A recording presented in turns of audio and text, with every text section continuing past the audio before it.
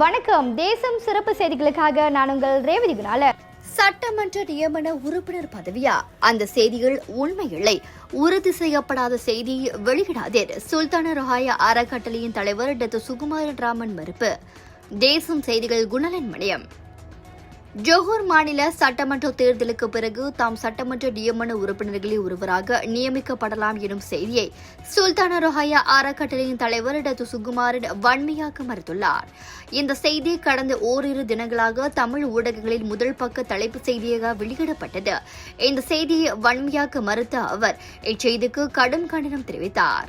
தேர்தல் வாயிலாக தேர்ந்தெடுக்கப்படாத 5 மாநில சட்டமன்ற உறுப்பினர்களாக நியமிக்கும் சட்ட திருத்தம் ஒன்று ஜோஹர் சட்டமன்றத்தில் நிறைவேற்றப்பட்டிருந்த நிலையில் டாக்டர் சுகுமாரன் அப்பதவிக்கு நியமிக்கப்படலாம் என்று கூறப்படுவதாக தமிழ் ஊடகங்கள் செய்தி வெளியிட்டன.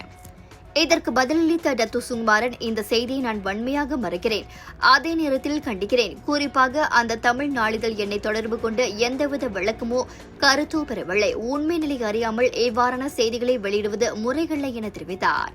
மேலும் இம்மாதிரியான செய்திகள் மாய்காவுக்கும் எனக்கும் இருக்கும் நல்லுறவை பாதிக்கும் வகையில் அமைகின்றன.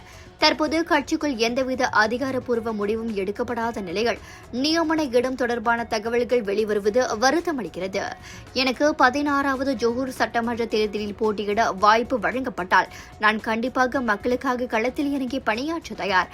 ஆனால் எந்த ஆதாரத்தின் அடிப்படையில் இந்த செய்தி வெளியிடப்பட்டது என்பது எனக்கு புரியவில்லை என டாக்டர் சுகுமாரன் தமது அதிருப்தியை வெளிப்படுத்தினார். அரசியல் சூழல் சூடுபிடித்து வரும் நிலையில் தமிழ் ஊடகங்கள் உறுதி செய்யப்படாத தகவல்களை வெளியிடாமல் பொறுப்புணர்வோடு செய்திகளை வெளியிட வேண்டும் என டாக்டர் சுகுமாரன் கேட்டுக் கொண்டார். இத்துடன் இன்றைய செய்திகள் நிறைவடைகின்றன. மேலும் பல ஆன்மீக செய்திகளை தெரிந்து கொள்ள தேசம் டிவி மலேசியா யூடியூப், டிக்டாக் மற்றும் இதர சமூக வலைதளங்களை பின்தொடருங்கள். உங்களிடமிருந்து விடைபெறுவது நான் உங்கள் ரேவதி குணாலன். மக்களோடு தேசம், தேசத்தோடு மக்கள். நன்றி, வணக்கம். ஒரு வீட்டுக்கு ஒரு பட்டதாரி எனும் நிலை போய் ஒரு வீட்டுக்கு பல மருத்துவர்களை உருவாக்கும் நடவடிக்கையில் இறங்கியுள்ளது எய்ம்ஸ் பல்கலைக்கழகம். இந்திய மாணவர்களின் எதிர்காலத்திற்கு அடித்தளம் அமைக்கும் எய்ம்ஸ் பல்கலைக்கழகம் MIED வழி மாணவர்களின் பொருளாதார பிரச்சனையை கல்வி உபகார சம்பளம், கல்வி கடனுதவி மூலம் தீர்த்து வைக்கிறது. எய்ம்ஸ் பல்கலைக்கழகம் தரத்தில் உயர்ந்தது, போதனைகள் சிறந்தது, மாணவர்களுக்கு நிலையானது. இன்றைய நாடுகள் எய்ம்ஸ் பல்கலைக்கழகம்.